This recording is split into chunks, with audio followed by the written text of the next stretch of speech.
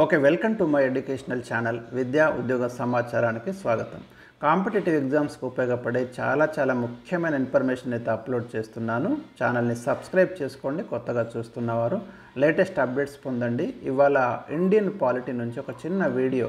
ఎప్పుడూ కాంపిటేటివ్ ఎగ్జామ్స్లో ఈ ప్రశ్న వస్తుంది చాలాసార్లు. చాలామంది తప్పుగా ఆన్సర్ పెట్టి వచ్చేస్తున్నారు. అయితే భారతదేశంలో శాసన మండలి, దీన్నే మనం లెజిస్లేటివ్ కౌన్సిల్ అంటాం, ఎమ్మెల్సీ అంటాం, మెంబర్ ఆఫ్ లెజిస్లేటివ్ కౌన్సిల్. ఆ శాసన మండలిని మనం లెజిస్లేటివ్ కౌన్సిల్, తెలుగులో అయితే విధాన పరిషత్ అంటాం. మామూలుగా మనకి పార్లమెంట్లో లోక్సభ, రాజ్యసభ, అంటే రాజ్యసభను కౌన్సిల్ ఆఫ్ స్టేట్స్ అంటాము, ఎగువ సభ, లోక్సభను హౌస్ ఆఫ్ పీపుల్, దిగువ సభ అంటాం. అట్లా రాష్ట్రాలలో కూడా మనకు విధాన పరిషత్తు, విధాన సభ. అన్ని రాష్ట్రాలలో విధాన పరిషత్ అనేది లేదు. ఇది ఆప్షనల్. అంటే ఏదైనా ఒక రాష్ట్రము లెజిస్లేటివ్ కౌన్సిల్ లేదా ఎగువ సభను ఏర్పాటు చేసుకోవచ్చు, లేదా ఉంటే రద్దు చేసుకోవచ్చు. అంటే ఆ రాష్ట్రానికి లేదు. అయితే 169 ఆర్టికల్ ప్రకారం రాష్ట్రం కనుక తీర్మానించి పార్లమెంట్కి పంపిస్తే వాళ్ళు రద్దు చేయడం కానీ లేదా లెజిస్లేటివ్ కౌన్సిల్ను కొత్తగా ఏర్పాటు చేయడం కానీ చేస్తారు. అంటే ఏదైనా ఒక రాష్ట్రము కొత్తగా లెజిస్లేటివ్ కౌన్సిల్ లేదా విధాన పరిషత్తును ఏర్పాటు చేసుకోవాలంటే ఆ రిజల్యూషన్ని కేంద్రానికి పంపించాలి.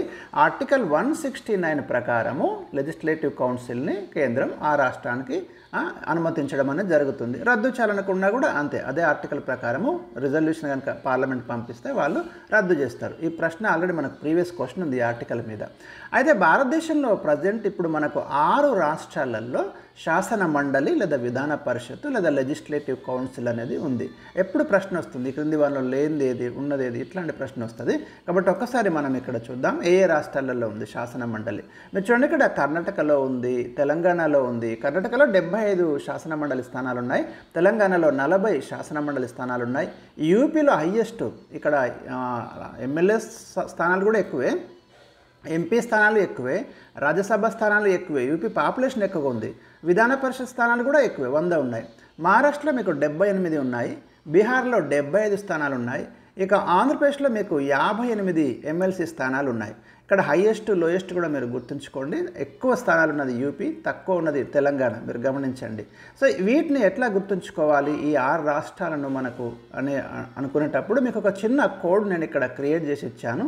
జస్ట్ కిట్టు MBA అనే కోడ్ సహాయంతో మీరు గుర్తుపెట్టుకోవచ్చు. ఇక్కడ K అంటే కర్ణాటకను సూచిస్తుంది, T అంటే తెలంగాణను సూచిస్తుంది, U అంటే యూపీని సూచిస్తుంది, ఉత్తరప్రదేశ్, M అంటే మహారాష్ట్ర, B అంటే బీహార్, A అంటే ఆంధ్రప్రదేశ్. ఇది ఒక సెంటెన్స్ మీరు గుర్తుంచుకోండి.